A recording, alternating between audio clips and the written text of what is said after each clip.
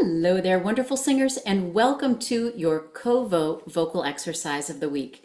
My name is Dr. Julia Nielsen, and I'm the founder of Covo, short for Community Vocalizing, where our mission is to advance singers' vocal health, fitness, and longevity by providing creative vocal exercise routines. This month is Antiques Month here at Covo. We have been exploring historical vocal exercises while also gaining insight into the historical vocal pedagogy behind them. That is, the way that teachers in earlier centuries thought about how singers should be trained. And there are many striking differences between 19th century voice training and the way some singers are taught today. But one of the most interesting to me is this. In the bel canto era, sopranos and altos were expected to exercise and train their chest voice range.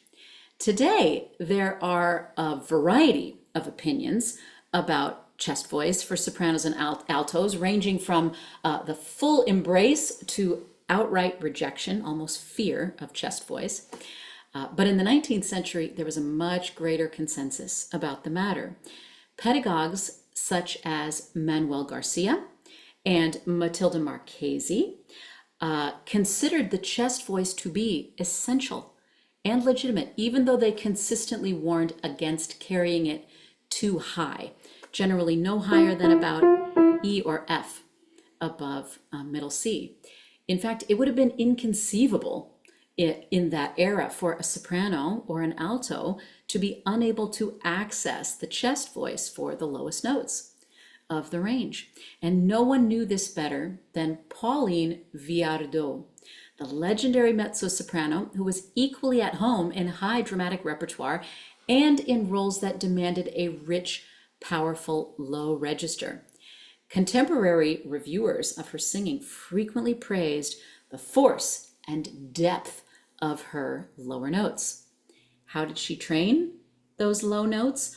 Well, we have some ideas about this because she wrote a vocal exercise book documenting her method, which brings us to this week's exercise, the accordion. The melodic shape of this exercise reminds me of an accordion because the intervals stretch and close in on themselves, first getting smaller, then opening out again, getting larger once more. But I will admit I almost called it the hourglass because while the pitch is accordion in and out, the breath must not. The breath must move in one continuous stream, like sand slipping in one direction through an hourglass. Now, most exercises in Viardot's vocal method were intended to be sung on the ah vowel, but this one was also assigned to the o vowel, and that's what we will try today. Notice also these small slur marks connecting almost every pair of notes. These would have indicated a slight portamento, or a gliding slurring articulation. So first, listen once.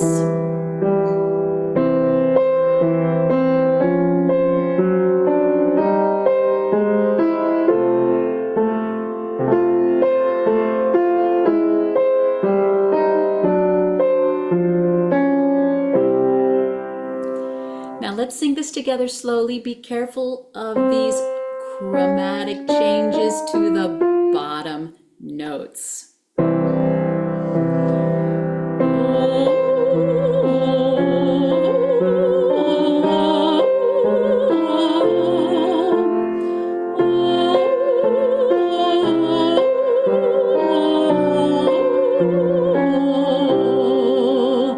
Try that again.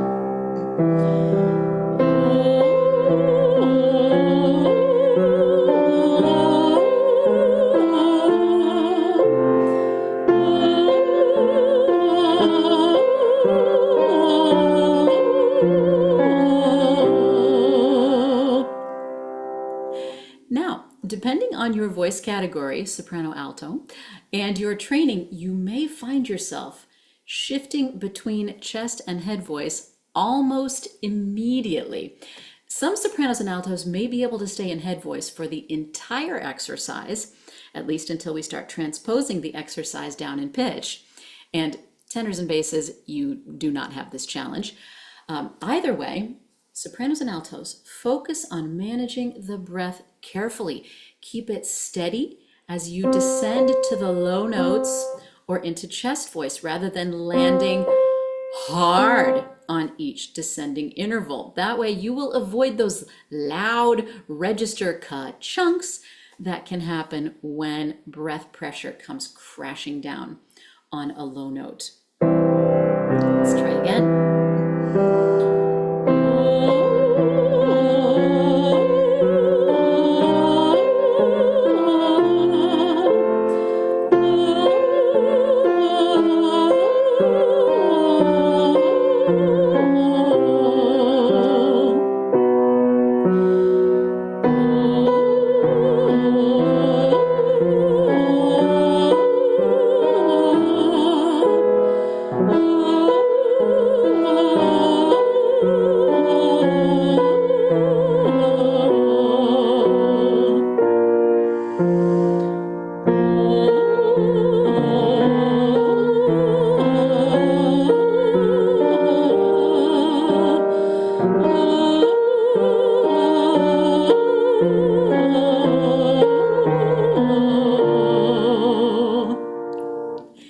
Now, how's it going with your intonation? Not only are the big leaps a challenge in terms of those register shifts, but the tiny half-step changes at the bottom can be just as tricky. Those chromatic tones don't always hit the bullseye in terms of intonation, especially if you are transitioning into chest voice. So try imagining that the lower notes are dangling down from the steady top note rather than that you are reaching up from the bottom as you ascend.